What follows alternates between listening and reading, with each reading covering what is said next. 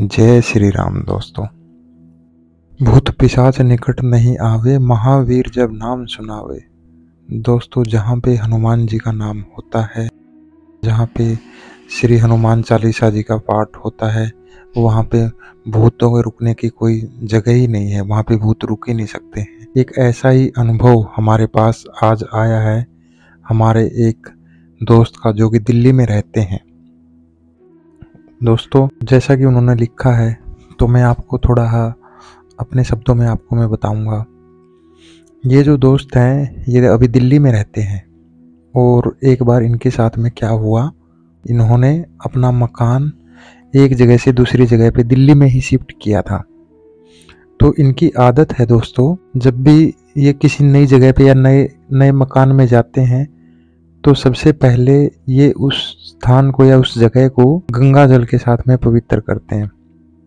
अब दिल्ली में इन्होंने अपना मकान चेंज किया, तो उसके बाद में क्या हुआ कि इन्होंने सबसे पहले उस मकान की साफ सफाई की। जब साफ सफाई की तो इन्होंने क्या नोटिस किया कि एक दीवार के ऊपर काफ़ी कीलें लगी हुई हैं और उसी दीवार के ऊपर एक तरफ कोने में एक रेड कलर के कपड़े में कुछ रखा हुआ है। तो इन्होंने उसके बाद में जो उस मकान का मालिक था, उसके बेटे को बुलाया, तो बोला कि आपका कुछ सामान इसमें रखा हुआ है। तो उस लड़के ने बोला कि अंकल, ये सामान एक्चुअली जो मैं आपसे पहले जो किराएदार रहते थे उनका ये सामान है, तो आप इसको उठा के रख दो कहीं भी। तो इन्होंने मना कर दिया, बोला नहीं, आप अपना सामान है, आप उठाइए और इसको कहीं पे भी रखिए। तो उसके बाद में उस लड़के ने, जो मकान मालिक का लड़का था, उसने वो सामान उठाया और कहीं दूसरी जगह पे रख दिया।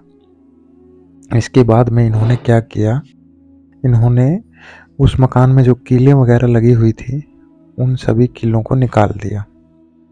अब जैसे ही वो कीलें वगैरह निकाल दी, उसको गंगा जल का छिड़काव किया गया पूरे मकान में, और जो इनका मंदिर था वो मंदिर बनाया और पूजा पाठ करके ये उस मकान में प्रवेश कर गए।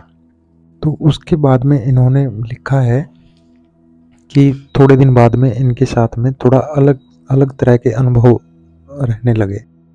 जैसे ये काम से वापस आते शाम के टाइम पे, तो इनको नींद आने लग जाती और शाम को जैसे 3-4 बजे सो गए, तो उसके बाद में इनकी आँख खुलती रात के 8, 9, 10, 11 बजे, जबकि ये कभी शाम के टाइम पे इतना लंबा सोते नहीं थे।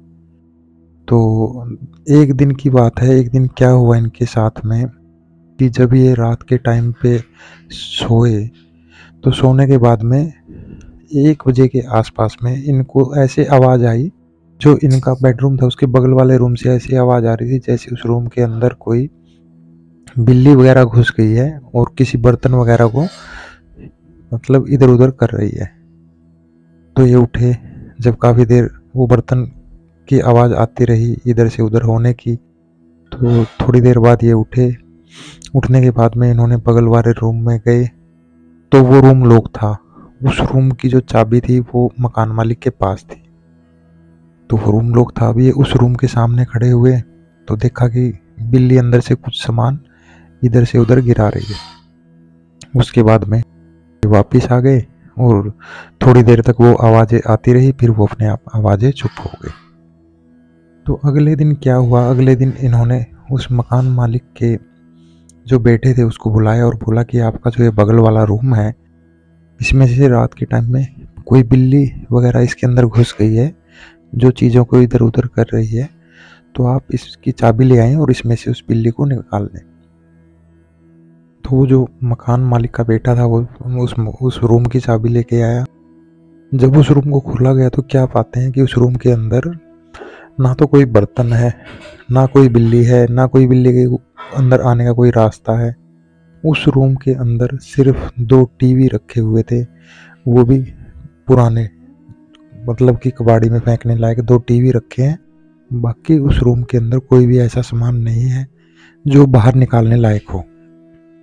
तो उसके बाद में उस रूम को बंद किया।